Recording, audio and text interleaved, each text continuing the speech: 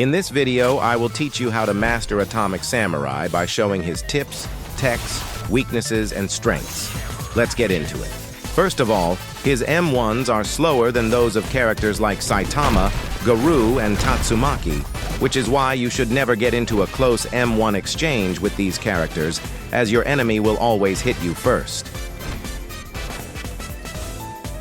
Instead, always make sure to keep around medium distance when facing these characters, and you can also try jumping back or side dashing every now and then to bait your enemy and keep them confused.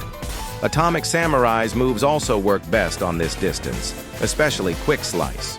Talking about Quick Slice, you should always use the backdash cancel when using it.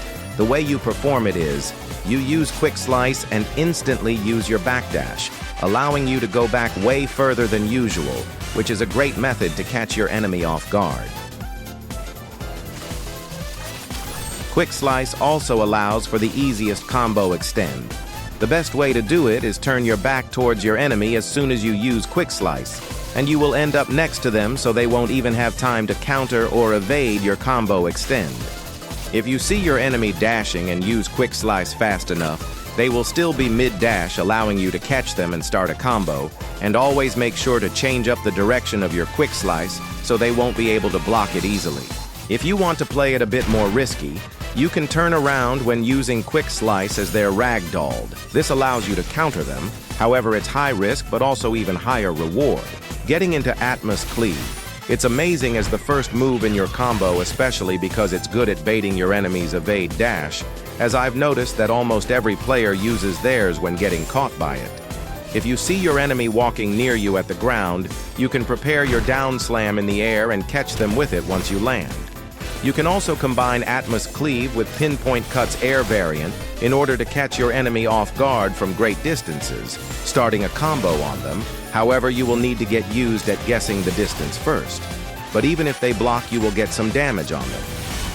You should also always use Atmos Cleave as your finisher move, as you can M1 the torso to gain even more ult bar, especially as the passive grants extra M1 damage. Next, we got his only variant move, Pinpoint Cut. Let's start with the base variant.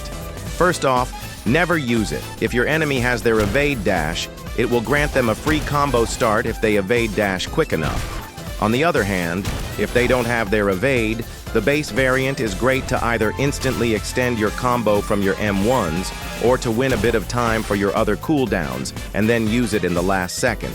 Make sure to not use it too late, however, as they will be able to block it, resulting in them just ragdolling and being able to stand up quickly. About the air variant, it's more risky but also quickly executed, and if you aim at your enemy right, you will be able to start a combo on them. It's especially amazing to catch people off guard mid-combat, so don't spam it, or your enemy will notice the pattern and be able to either evade it or counter it way easier. And even if you time it wrong, you will still be able to safely get damage on your enemy without them being able to do something about it. On to the last move of the base moveset, Split Second Counter. Now this is probably the most underrated move of Atomic Samurai, as even though it's a counter which comes with its own risks, it's way better than Garou's. The reason being is that when you counter someone, you instantly deal the damage and keep your enemy on their place compared to Garou's sometimes buggy counter. They also won't ragdoll, so you will be able to continue your combo on them. If you face certain characters where you can see their charge up, it's the perfect time to use your counter, as they won't have time to turn around anymore, and you will get to start your combo on them, as example against Metal Bat. But like every other counter, it still comes with the risk of getting absolutely counter-baited. And yeah, it might even come to situations like these. Ha ha ha. Before we get into the ult use, there's a little extra for the passive use.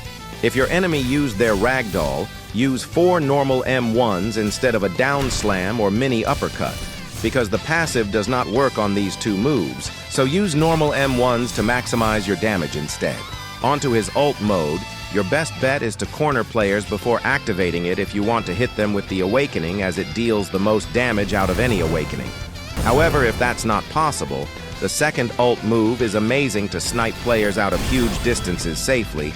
The first move should only be used during an M1 combo to guarantee hitting it, And you should never use the third move if your enemy has their evade dash. For Atomic Slash, it's kinda bad, as there's no guaranteed way to hit it, though it grants iframes and lets you win some time.